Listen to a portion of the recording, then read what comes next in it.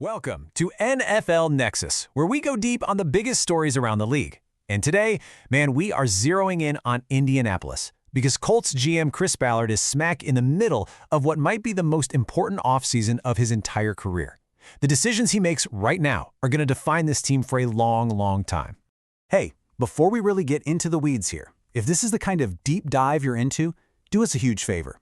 Go ahead and hit that like button, subscribe to NFL Nexus, and make sure you ring that notification bell. It seriously helps us out, and it means you'll never miss what we've got coming next. All right, let's get into it. Here's the game plan for today. First, we're going to set the stage and talk about why this offseason is such a massive deal for the Colts. Then, we'll break down the three most likely trade spots for their veteran corner, Kenny Moore. From there, we're going to look at that huge hole they have in their pass rush, tackle the gigantic questions around Anthony Richardson, and then, at the end, we'll tie it all together and see what this means for Chris Ballard's legacy.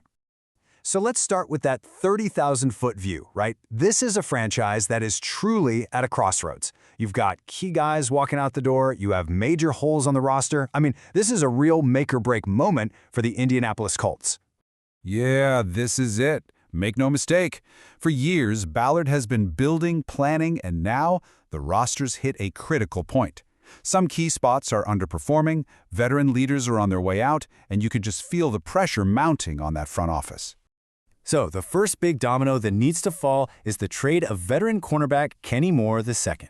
His departure is going to send ripples through the entire defense, and it's absolutely going to change how they approach the draft. So you might be asking yourself, why is a guy who's been a cornerstone in Indy since 2017 all of a sudden on the trade block? Well, it's kind of the perfect storm. He's about to turn 31, he's on the last year of his deal, but the big one, it's a scheme fit issue. The defensive coordinator, Lou Anarumo, he likes these big, physical corners for his aggressive press man system. And Kenny Moore, as good as he is, he's more of an elite instinctive zone and off-man guy. He's not really the prototype for what they want to do now. And with the team really excited about a younger player, it just makes sense for both sides to find him a new home. Okay, so where could he end up? Let's kick things off with our first potential trade partner, the Carolina Panthers. This is a team that is just crying out for a proven, reliable veteran to lock down that nickel corner spot. So in this deal, the Colts would get a 4th-rounder this year and a 6th-rounder next year. You know, that's a pretty nice haul for a player you're planning to move on from anyway. And we all know Chris Ballard, the man loves collecting those day 3 draft picks. For him, it's all about having more lottery tickets, more chances to find those diamonds in the rough that can build out a deep roster. And this is where it gets really interesting. Just look at how much of an upgrade Moore would be for Carolina. I mean, those PFF grades tell the whole story. He's not just a little better than their current guy, Cha Smith-Wade. He's in a completely different league. And look at that run defense grade, 84.4. That's 5th best among all corners. That's an elite part of his game people sleep on, and it would immediately make that Panthers defense tougher. So the upside here is pretty obvious, right? The Colts get a valuable pick. The Panthers get a guy who can step in and play at a Pro Bowl level from day one. But there is one giant con, and it all comes down to money. Carolina's salary cap is, to put it lightly, not in great shape. And this number right here just perfectly illustrates the problem. The Panthers have only got about $2 million in cap space. When Moore gets traded, his new cap hit for his new team is $7 million. So yeah, the math just doesn't work. The Panthers would have to do some serious financial gymnastics, moving money around and restructuring other deals just to create enough room to get this trade done. All right, let's explore another option, one that sends Kenny Moore down to the Lone Star State, the Dallas Cowboys. Their pass defense last year was, well, it was awful, and we know Jerry Jones is never shy about bringing in a big name who can make a splash. Now this trade package has a totally different feel. Instead of one higher pick, this is all about volume. The Colts get 2 5th-round picks that are only 3 spots apart, basically giving them back-to-back selections. To get it done, they send Moore and a late 7th-rounder to Dallas. This is such a classic Chris Ballard move. Give me more flexibility, give me more lottery tickets. For a Cowboys team that gave up a league-worst 251.5 passing yards per game, Kenny Moore is a dream come true. He gives them certainty. You know exactly what you're getting. A high-level, veteran starter on what's basically a 1-year rental. For a team that's trying to win right now, that is so much more valuable than just hoping a late-round rookie can come in and fix your biggest problem. So the trade-off here is pretty clear. The Cowboys get an instant fix for a position that was a total disaster. And the Colts, They get those 2 fifth-round picks that Ballard loves so much, giving him the ammo to maybe move up or just take 2 shots on guys he really likes. The only real downside for Indy is giving up that 7th rounder, but that's a tiny price to pay to get the deal over the finish line. And here is the real kicker. Unlike the Panthers, money is no object here. The Cowboys are sitting on about $14 million in cap space. They can absorb more $7 million hit without even blinking. No restructuring needed, no complicated cap maneuvers. From a financial perspective, this deal is clean, simple, and ready to go. All right, now for our last scenario, and this one might be the most exciting of all. This is the blockbuster trade. This is where Kenny Moore packs his bags and heads to a team that's always in the Super Bowl conversation, the Kansas City Chiefs. This right here, this is the dream scenario for every single Colts fan. In this deal, they land a 3rd-round pick, a day 2 selection. That is the absolute gold standard when you're trading a veteran player, and all they have to do to get it is swap 5th-round picks with the Chiefs and move back 20 spots. You make that trade 100 times out of 100. And the Chiefs have a real, legitimate, massive hole to fill. They just moved on from Trent McDuffie, one of the best corners in the entire NFL. Their current plan? Start Kader Kahu at nickel. The problem is, he's coming off a partially torn ACL that wiped out his whole 2025 season. For a team with Super Bowl or bust expectations, that's a huge risk. Kenny Moore isn't just an upgrade, he's a reliable day 1 solution.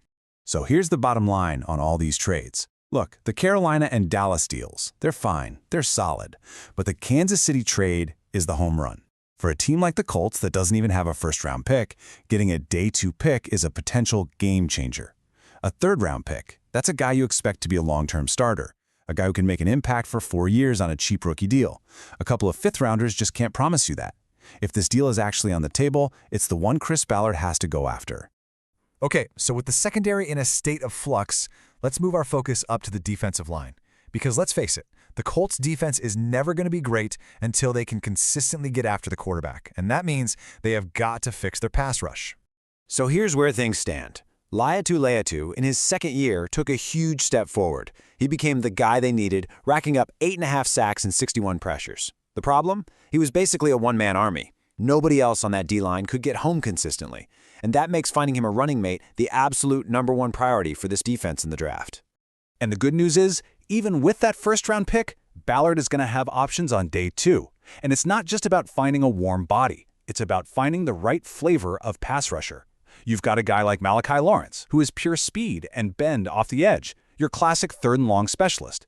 Then you have Jabba Jackus, who is the exact opposite. He's a power guy who will set a hard edge in the run game and just bull rush his way to the quarterback.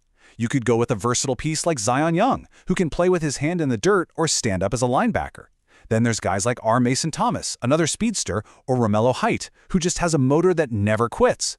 Ballard doesn't just have options. He has a whole menu of different skill sets to pick from to find that perfect partner for Latu. All right, now we need to talk about risk, because boy, are there a couple of big ones on the table for the Colts. We're going to start with the huge gamble they're taking in their own secondary, and then we're going to dive into the incredibly uncertain future of their former 1st-round quarterback. So by trading Kenny Moore, the Colts are knowingly creating a massive hole right in the middle of their defense. And that leads to a very simple but very important question. Who on earth is going to replace a Pro Bowl nickel corner?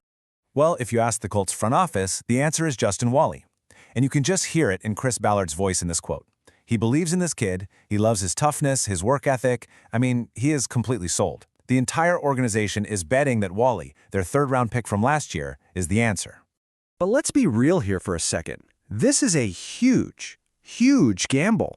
Yes, Wally was looking great in camp, but then he tore his ACL in a practice before his rookie season even started. The guy has never taken a single snap in a real NFL game. Handing over such an important position on your defense to a completely unproven player, coming off a major injury, that is one of the riskiest bets of the entire offseason. Now let's get to that other massive risk, and this one involves the most important position on the field. It really looks like the book is closing on the Anthony Richardson era in Indianapolis, which is just a stunning turn of events for a guy who was a top 5 pick just 2 years ago. It's kind of crazy when you just look at the timeline of how fast this all fell apart. April 2024, he's the future of the franchise. Not even 2 full years later, The team goes out and gives a huge contract to Daniel Jones. They give Richardson permission to go look for a trade, and now they're staring down this massive contract deadline. It has been a shockingly fast fall. So, what's the rush? It all comes down to the calendar. That May 1st deadline to pick up Richardson's fifth-year option is coming up fast. The Colts absolutely do not want to be on the hook for all that guaranteed money if he's not their guy. That puts a ton of pressure on them to find a trade partner during the draft so they can just get a clean break and get back whatever they can before that deadline hits. So let's bring it all home. The Kenny Moore trade, fixing the pass rush, the whole Anthony Richardson dilemma, these aren't just separate problems. They are all pieces of one giant puzzle that is going to define Chris Ballard's legacy as the GM of the Colts. This offseason is basically Chris Ballard's final exam, and there are 3 big questions on the test. Number 1, can you get the absolute best return for Kenny Moore, hopefully that day 2 pick? Number 2, can you finally find a good edge rusher in the draft to give Laiatu some help? And number 3, can you solve this quarterback situation once and for all by trading Anthony Richardson and just closing that chapter? And that really is the ultimate question here, isn't it? After all the years, all the draft picks, all the free agents, will this one single offseason be the thing Chris Ballard is remembered for in Indianapolis? The moves he makes, or doesn't make, in the next few weeks could be what his entire legacy hinges on, for better or for worse. So now, I want to turn it over to you. It's your turn to play GM. What's your plan? What do you do with the Colts? Which Kenny Moore trade are you taking? Who are you targeting in the draft? How do you finally resolve the Anthony Richardson situation? Drop your full armchair GM plan for us down in the comments below.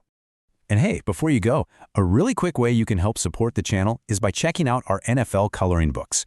They're awesome for fans of all ages. The link is right there in the description, or you can just scan the QR code on your screen. Thanks so much for hanging out with us here on NFL Nexus.